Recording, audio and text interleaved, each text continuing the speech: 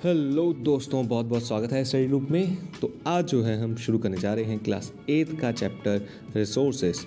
ये one shot video होने वाला है, मतलब पूरा चैप्टर हम इसी वीडियो के अंदर ढूंढ डालेंगे। अच्छे से पढ़ेंगे इस चैप्टर को, बहुत मज़ा आएगा तुम्हें और अच्छे से समझ आ जाएगा ये चैप्टर। ठीक है, तो शुरू करते हैं। लेकिन उससे पहले चैनल को सब्सक्राइब कर लो और वीडियो को पूरा देखना। और पूरा देखने के बाद अगर वीडियो पसंद आए, मतलब जहाँ पे भी वीडियो के बीच में तुम्हें लगे कि वीडियो काम की है, उसी वक्त पॉज करके ज़रा सा लाइक कर देना बस। तो चलो अब शुरू करते हैं।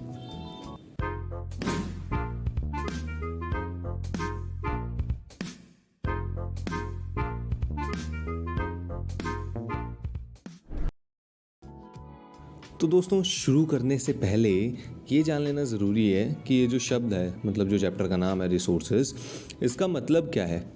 रिसोर्सेज का मतलब होता क्या है, पता है तुम्हें? नहीं पता, कोई बात नहीं यार, मैं समझा देता हूँ, टेंशन क्यों ले रहे हो। तो इसका अगर एक सीधे साधे शब्दों में वर्णन मांगो, या मतलब एक डेफिनेशन मांगो सीधे साधे शब्दों में, तो इसकी ये बनेगी कि हर वो चीज़ जो हमारी ज़रूरतों को पूरी कर सके, मतलब anything that can be use to satisfy our needs. हर वो चीज़ जो हमारी ज़रूरतों को पूरा कर सके, हमें सेटिस्फाई कर सके, उसको हम रिसोर्स बोल सकते हैं। एग्जाम्पल मांगो तो वाटर हो गया आपका, इलेक्ट्रिसिटी होगी, रिक्शा हो गया, वेजिटेबल है, आपका फ़ोन है जिसमें ये वीडियो देख रहे हो इस वक्त। ये सारी चीज़ें आपके लिए एक रिसोर्स ही तो है, आपकी ज़रूरतें ही तो पूरी हो रही हैं इनसे, है कि नहीं। और अपने आसपास देखो, आपको हज़ारों ऐसे एग्जांपल्स दिख जाएंगे रिसोर्सेज के, जिन चीज़ों से आप अपनी ज़रूरतें पूरी कर सकते हो। ठीक है, लेकिन इन सारी चीज़ों में एक चीज़ कॉमन है। कॉमन क्या है कि इन सब की एक यूटिलिटी है, मतलब किसी ना किसी काम के हैं ये सारे रिसोर्सेज। तो यूटिलिटी और यूजेबिलिटी ही एक ऐसी चीज़ है जो किसी भी सब्सटेंस को या किसी भी ऑब्जेक्ट को रिसोर्स बना देती है। अगर किसी ऑब्जेक्ट की कोई यूटिलिटी ही नहीं होगी, मतलब उसकी कोई ज़रूरत ही नहीं होगी, उसकी कोई यूजेबिलिटी ही नहीं होगी, तो वो रिसोर्स नहीं बन पाएगा, उसको हम रिसोर्स नहीं कह सकते। इतना समझ आया? जैसे कि आपका पानी है, वाटर है जो आपका, उसकी यूटिलिटी क्या है, उसकी यूजेबिलिटी क्या है। वाटर की यूजेबिलिटी है कि वो ड्रिंकिंग के काम आता है, या कपड़े वगैरह धोने, वॉशिंग वगैरह के काम भी आता है। इलेक्ट्रिसिटी की यूजेबिलिटी क्या है, हमारे इलेक्ट्रिकल अप्लायंसेज जिनके बिना हमारी ज़िंदगी किसी मतलब पॉसिबल ही नहीं है, उनके काम आता है। वेजिटेबल्स की यूटिलिटी क्या है, भूख मिटाने के काम आते हैं, खाना बनाने के काम आ रहे हैं। ठीक है, ऐसे ही हज़ारों और एग्जाम्पल्स हैं रिसोर्सेज के, जो किसी ना किसी उनकी यूजेबिलिटी होती है। और इन सब में यही चीज़ कॉमन है कि इन सब की एक यूटिलिटी है। अगर यूटिलिटी नहीं होगी किसी चीज़ की, तो उसको हम रिसोर्स नहीं कह सकते। यार, जब किसी काम का ही नहीं तो काय का रिसोर्स, समझाया? ठीक है, आगे चलते हैं। लेकिन कोई भी चीज़ रिसोर्स जो है सिर्फ यूटिलिटी के आधार पर नहीं बनती। ये कहना बिल्कुल ही गलत होगा कि सिर्फ यूटिलिटी होने से कोई भी चीज़ वह रिसोर्स बन जाती है। ठीक है, रिसोर्स बनने के लिए एक और चीज़ बहुत ज़्यादा इंपॉर्टेंट होती है, हमारी ज़रूरत और यूटिलिटी से ज़्यादा इंपॉर्टेंट होता है कि उस चीज़ की कोई वैल्यू हो। Things become resource only when they have a value. जब तक उस चीज़ की कोई वैल्यू नहीं होगी, तब तक वो चीज़ रिसोर्स नहीं बन सकती है। अब ये वैल्यू कहाँ से आएगी, काय की वैल्यू? तो ये जो अभी हमने यूटिलिटी का कंसेप्ट पढ़ा ना, तो हर चीज़ की यूटिलिटी ही उसे कोई ना कोई वैल्यू देती है। एग्जाम्पल समझो, पानी की यूटिलिटी क्या है, ड्रिंकिंग के काम अगर आ रहा है तो उसकी वैल्यू बहुत आउटमोस्ट इंपॉर्टेंट होगी ना। सो हर रिसोर्स जो है उसके साथ कुछ ना कुछ वैल्यू जुड़ी होती है। क्लियर इतना? अच्छा, इतनी देर से मैं वैल्यू कह रहा हूँ, पता भी है ये वैल्यू है क्या चीज़। वैल्यू को सिंपल से समझो, मतलब वर्थ। इस चीज़ की वर्थ क्या है, उसको हम कहेंगे कि वैल्यू है वो उसकी। ठीक है, तो यार वैल्यू का कंसेप्ट कुछ ऐसा है कि कुछ रिसोर्सेज की इकोनॉमिक वैल्यू होती है और कुछ की नहीं होती है। फॉर एग्जांपल, हवा बहुत इंपॉर्टेंट रिसोर्स है, ऑक्सीजन बहुत इंपॉर्टेंट रिसोर्स है, लेकिन इकोनॉमिक वैल्यू नहीं है, हमें तो फ्री में मिल रही है हवा में से। लेकिन मेटल्स, आयरन वगैरह हो गया, इसकी इकोनॉमिक वैल्यू है। ज़रूरी ये रिसोर्स भी है, लेकिन इसकी इकोनॉमिक वैल्यू है। क्लियर? इतना समझ आया? नहीं समझ आया ये तो एक और एग्जांपल देखो कि मेटल की इकोनॉमिक वैल्यू है, लेकिन ये जो सुंदर लैंडस्केप्स होते हैं इनकी कोई इकोनॉमिक वैल्यू नहीं है। लेकिन ज़रूरी तो ह्यूमन नीड्स को सेटिस्फाई करने के लिए दोनों ही है ना, दोनों ही ह्यूमन नीड्स को सेटिस्फाई कर रहे हैं। तो इकोनॉमिक वैल्यू हो या ना हो, उससे रिसोर्स की ज़रूरत कम नहीं हो जाती है। और कुछ रिसोर्स तो ऐसे होते हैं जो टाइम के साथ ही वैल्यूएबल बन जाते हैं, टाइम के साथ उनकी इकोनॉमिक वैल्यू भी आ जाती है।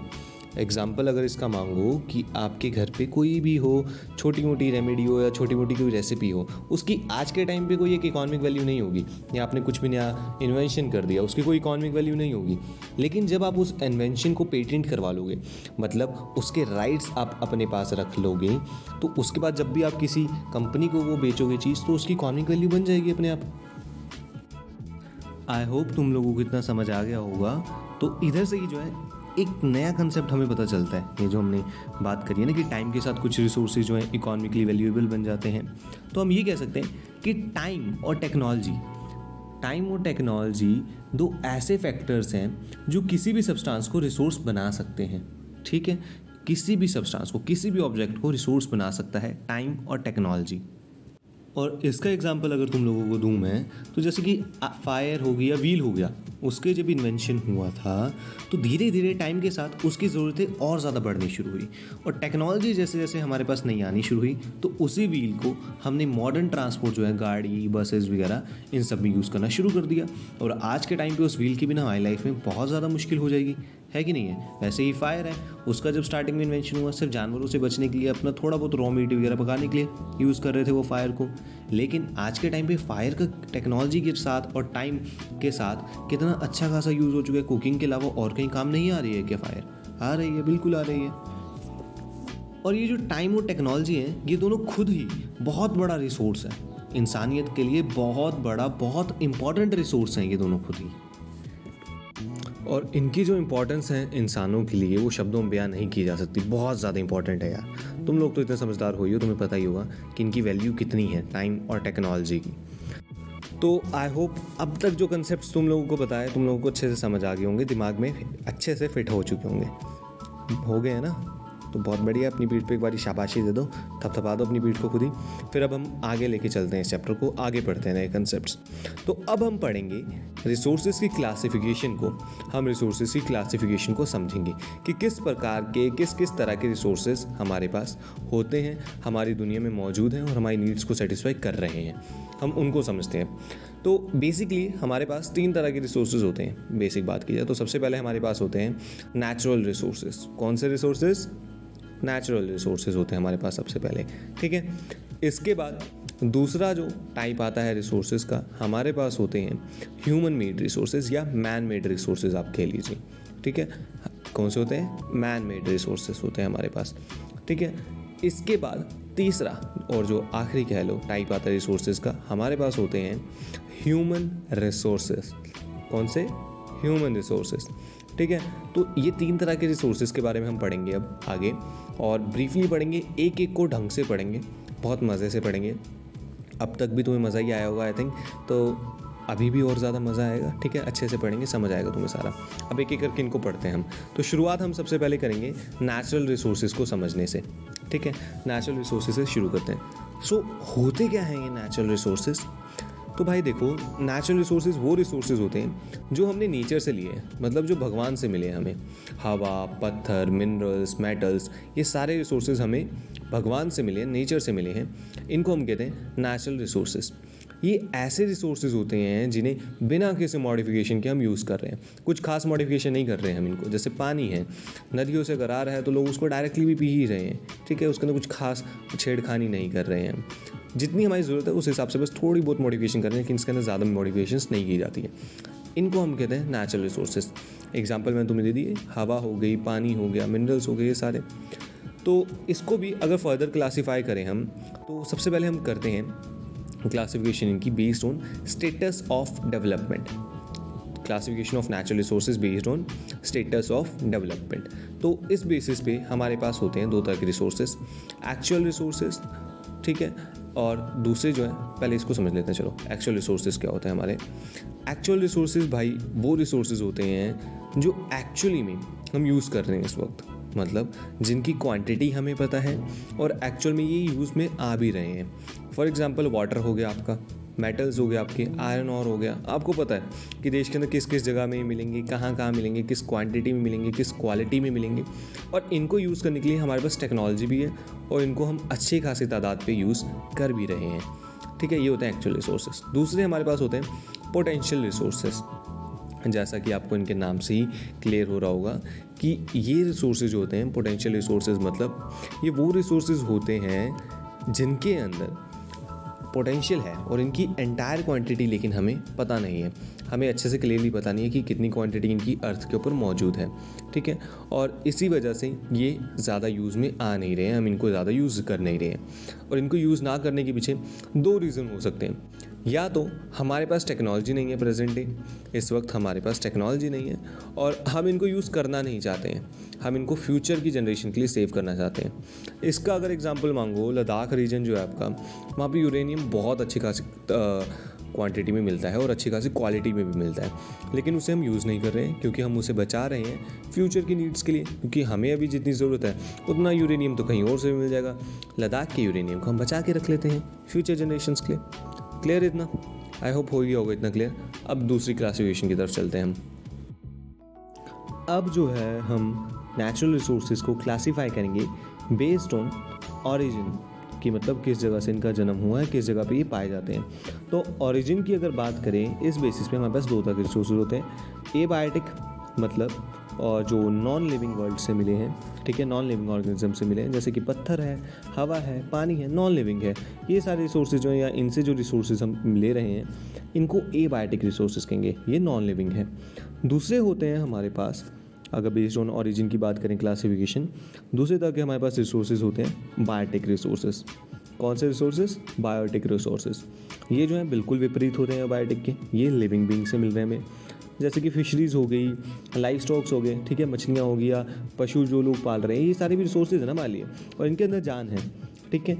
ये लिविंग बीइंग थिंग्स हैं, ये लिविंग ऑर्गेनिज्म से मिल रहे हैं हमें, लिविंग वर्ल्ड से मिल रहे हैं हमें, इनको हम कहते हैं बायोटिक रिसोर्सेज। इतना समझ आया? क्लियर है। अब आगे चलते हैं फिर। अब जो है अगर हम बात करें एग्जॉस्टेबिलिटी के बेसिस पे, ठीक है, एग्जॉस्टेबिलिटी समझते हो ना कि कितनी जल्दी ये चीज़ एग्जॉस्ट हो सकती है, तो उनके बेसिस पे बात करें हमारे पास होता है रिन्यूएबल रिसोर्सेज सबसे पहले तो, ठीक है।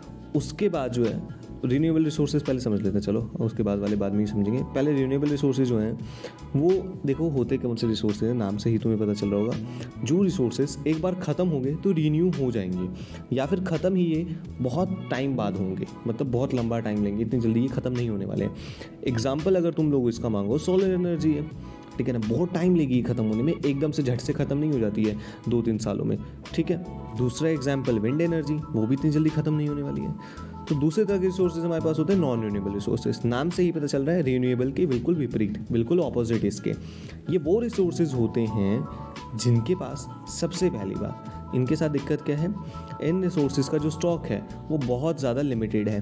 ये जैसे रिन्यूएबल रिसोर्सेज तो अनलिमिटेड है ना, लेकिन ये रिसोर्सेज लिमिटेड होते हैं, और एक बार अगर ये डिप्लीट हो गए, एक बार अगर ये रिसोर्सेज ख़त्म हो गए तो हज़ारों साल ले लेंगे ये दोबारा बनने में।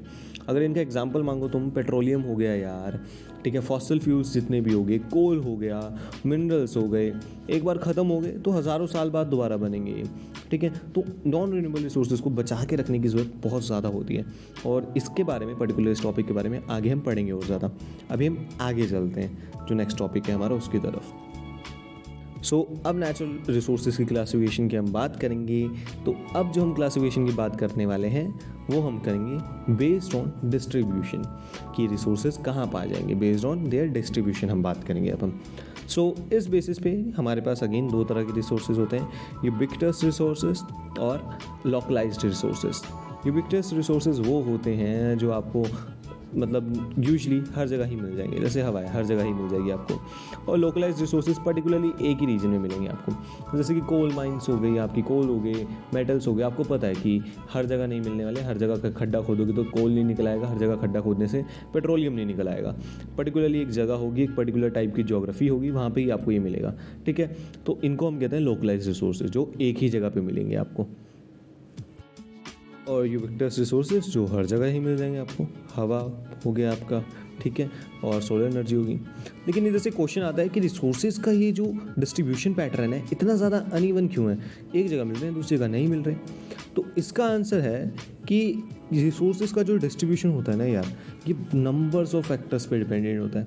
ठीक है, नंबर ऑफ फैक्टर्स, जैसे ज्योग्राफी हो गई, ठीक है, टोपोग्राफी हो गई, क्लाइमेट हो गया, ऐसे हज़ारों फैक्टर्स इसके ऊपर डिपेंडेंट होते हैं। सो यही फैक्टर्स जो हैं हर जगह पे धरती पे बदलते रहते हैं, ठीक है, हर जगह क्लाइमेट बदलेगा, हर जगह की टोपोग्राफी बदलेगी। तो इसी वजह से रिसोर्सेज की डिस्ट्रीब्यूशन जो है वो भी बदलती रहती है, वो भी बहुत ज़्यादा अनइवन है धरती के ऊपर। इतना समझ आया? बहुत बढ़िया। फिर तो ये जो तुम्हारे नेचुरल रिसोर्सेज थे, अब इसके बारे में तो इतना ही था सिर्फ, ठीक है। आई होप तुम्हें नेचुरल रिसोर्सेज बहुत अच्छे से समझ आ गए होंगे, मज़ा आया होगा इसके बारे में, ठीक है। तो नेचुरल रिसोर्सेज ख़त्म हो ही गया है, तो अब हम ऑब्वियसली आगे चलते हैं अपने अगले तरह के रिसोर्सेज की तरफ, ठीक है। कौन से रिसोर्सेज थे बताओ, क्लासिफिकेशन में भी बताई थी ना, लिख नहीं रहोगे तुम कॉपी पेन लेके, लिखते रहा करो साथ साथ। अगले हमारे पास है ह्यूमन मेड रिसोर्सेज, या कह लीजिए मैन मेड रिसोर्सेज। अब ये रिसोर्सेज क्या होते हैं, नाम से ही तुम्हें बिल्कुल समझ आ रहा होगा, ये वो रिसोर्सेज होते हैं जो ह्यूमन ने बनाए हैं। किसने बनाए हैं?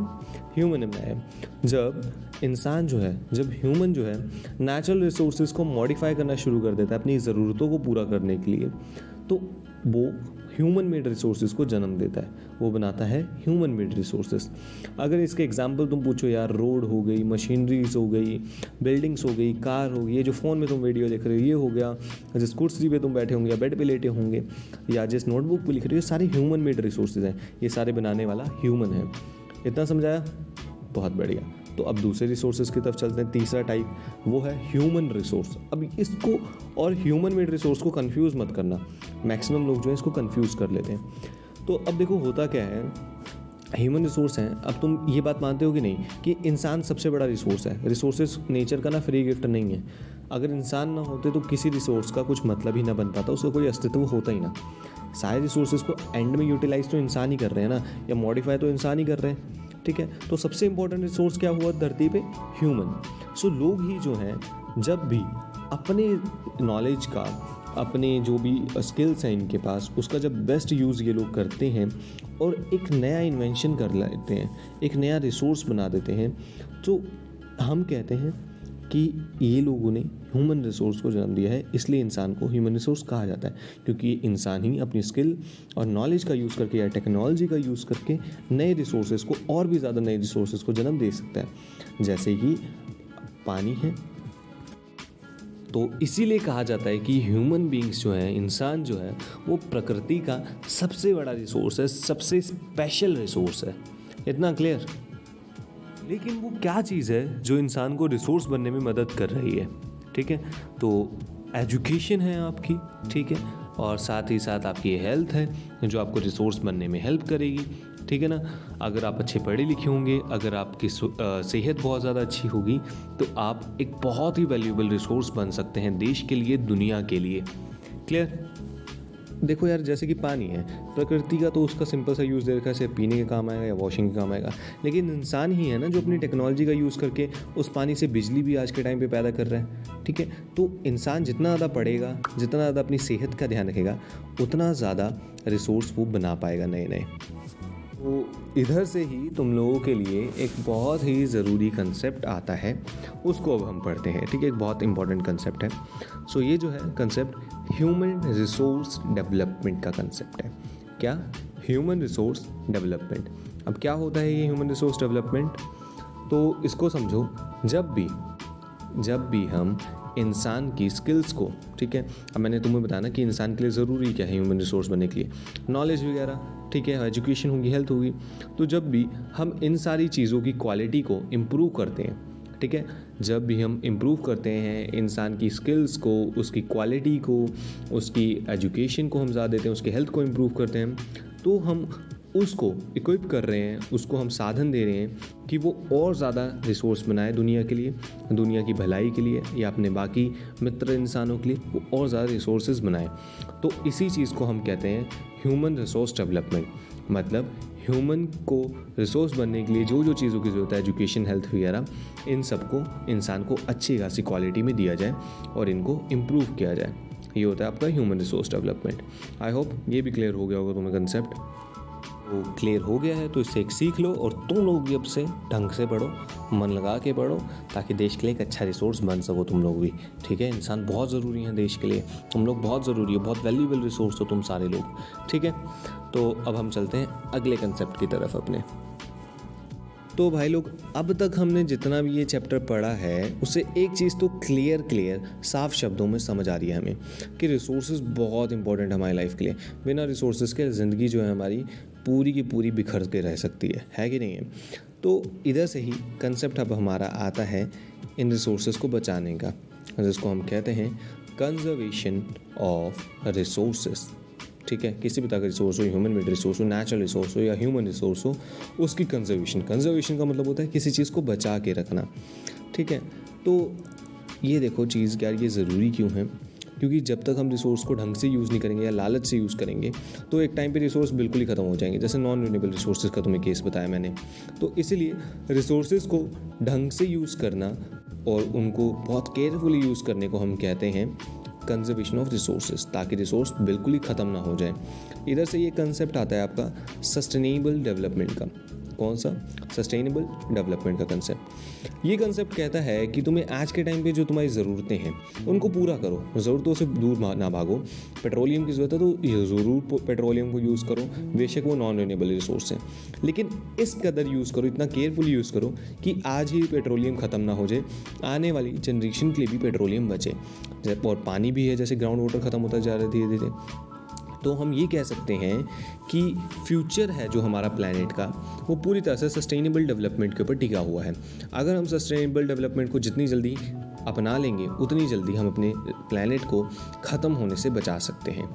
आई होप ये भी तुम्हें क्लियर हो गया होगा। तो सस्टेनेबल डेवलपमेंट बहुत ज़्यादा ज़रूरी है हमारे दुनिया की, हमारे धरती की सेहत के लिए। वरना ह्यूमंस जो धरती का सबसे बड़ा रिसोर्स है वही सबसे बड़ा सरदर्द भी बन जाएगा, सबसे बड़ी बीमारी भी बन जाएगा। वरना ये साहब तो बना ही रहे हैं ना प्लानिंग यहाँ भेजने की हमारे को। ठीक है, तो अब ये क्या है, इन सब चीज़ों से बचने के लिए ये ड्यूटी है कि इन साहब का सपना पूरा ना हो सके, इसके लिए ड्यूटी हमारी है। सिर्फ किसकी? हम इंसानों की, हम लोगों की ड्यूटी है ये कि हम अपनी धरती को बचा के रखें। इसके लिए हम कर क्या सकते हैं? सबसे पहला तो यार सिंपल सा फंडा है जो भी तुम्हें मैंने समझाया कि सस्टेनेबल डेवलपमेंट की तरफ चल जाना चाहिए हमें, कि जो भी रिसोर्सेज हमें पता है नॉन रिन्यूएबल हैं उनको सस्टेनेबल वे में हम यूज़ करें, उनको बचा कर हम यूज़ करें, ढंग से यूज़ करें, केयरफुली प्लानिंग के साथ। उसके अलावा दूसरा रास्ता हो सकता है कि जो भी धरती के ऊपर डाइवर्सिटी है लाइफ की, उसको हम रिस्पेक्ट करें और उसको भी कंजर्व करके रखें, उसे ही बचा के रखें, उसको भी बेवजह आंख बंद करके जस्ट ख़त्म ना कर दें हम अपनी लालच के चक्कर में। और फाइनल जो रास्ता हो सकता है वो यही है कि हम धरती को जो हम डैमेज कर रहे हैं, हम जो नेचुरल डैमेज कर रहे हैं, नेचुरल इन्वायरमेंट को जो हम डैमेज कर रहे हैं, उसको मिनिमाइज़ करें, किसी भी तरीके से उसे मिनिमाइज़ करें। वरना वो दिन दूर नहीं कि हमें सही में मार्स में जाना पड़ सकता है, हमें धरती छोड़ के मार्स पे ही जाना पड़ेगा।